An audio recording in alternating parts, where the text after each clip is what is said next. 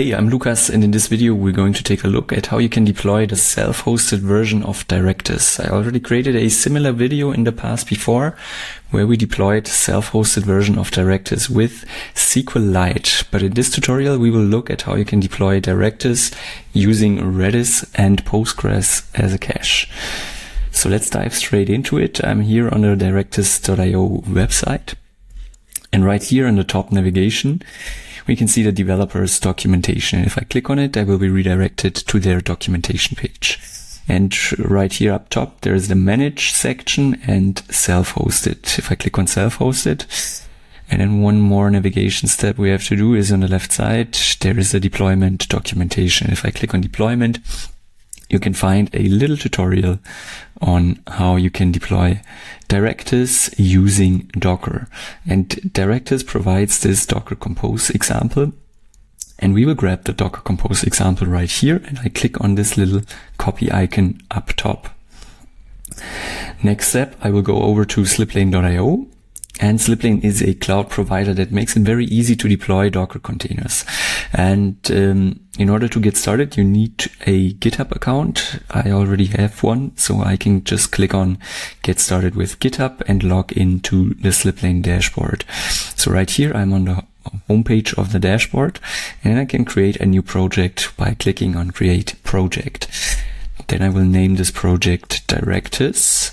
I will click on the project and then I click on Deploy Service. So first thing that we have to do right here is create a new server where our Directus instance will be running on. I will click on Create Server and I will just run with the default settings right here. You could change the location and choose a location that is closest to your users. But right now, I will use the default settings, and I will also go with the default server. You can always upgrade the server at a later point in time, but right now, the default should be plenty strong in order to run a small to medium-sized instance of Directus. So I will give the server a name and name this one Directus as well. And then I click on Create Paid Server, and the server will be created in the background. So I can select the server from the list right here. And then I click on Add Service on the right side. Now there are a bunch of different options for services that we can deploy. There are a bunch of pre-configured options. For example, there's a Postgres template and a Redis template. But we will make use of this little compose parser right here. There is this little terminal icon on the top right of the page. And if I click on it, I can see a big text input where I'm going to paste the Docker Compose file that we just grabbed from the Directus documentation. And then I click on Add Service on the top right of the screen. So this is parsing the Compose file. As you can see, it was pulling out 3 different services from this Compose file. We have the Redis cache, then there is a database using the Postgis image, and as a final part, we have our Directus instance itself.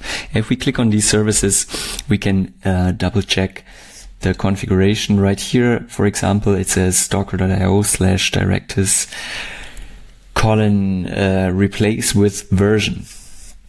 And if we go back to the Docker Compose file here and we scroll down a little bit, you can see the image tag, it says replace with version. And here it says replace with your secret. So it does make sense to go through this config, replace with your email, replace with your password, replace with your URL.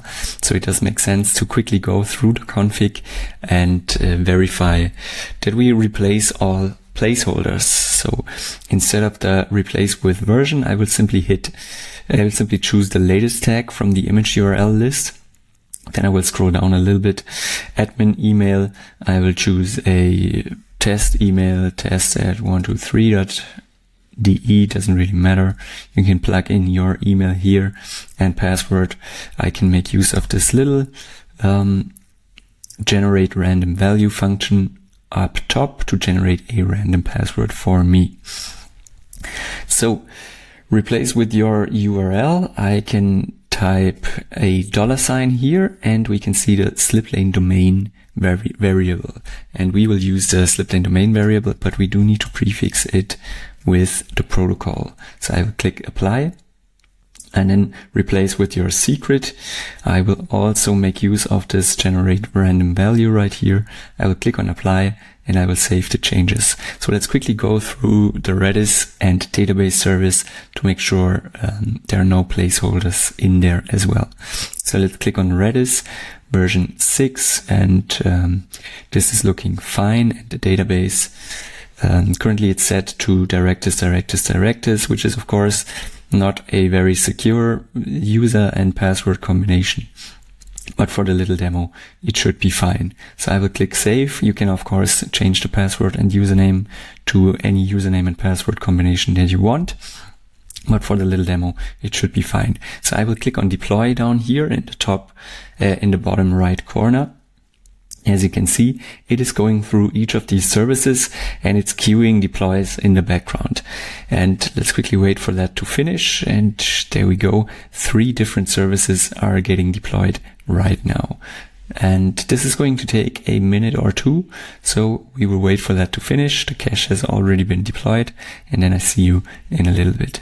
Okay, all of my services are green, but we made a little mistake here when deploying these applications. As you can see, there is this lock icon on all of the 3 services, and this means these services are private and we cannot reach them over the internet. But it's not a huge problem because we can simply grab this top service right here, Directus, and then I will click on deploy copy.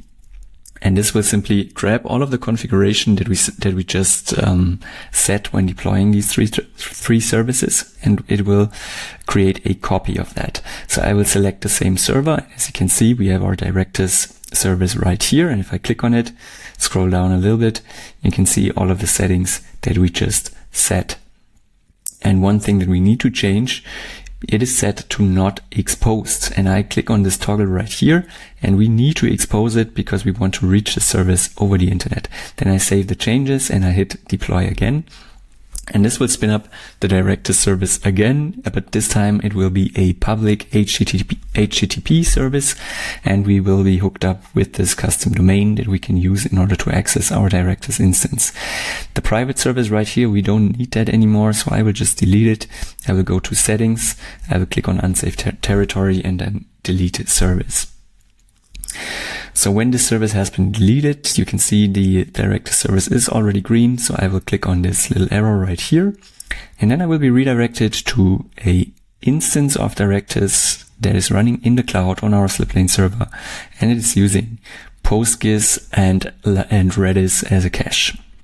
I can sign in using the admin credentials that were provided when we created this. So the email was test@123.com. .de, and the password is right here. I will copy the password. I can remember the email, test@123, paste in the password, and then I sign in with these credentials. I don't want to save this. And then we have this little welcome guide. I will accept, and there we go. You can create new collections and manage your users and whatever you want to do. So that's already it. If you did like this video, give it a thumbs up, comment, like, and subscribe, and I see you next time.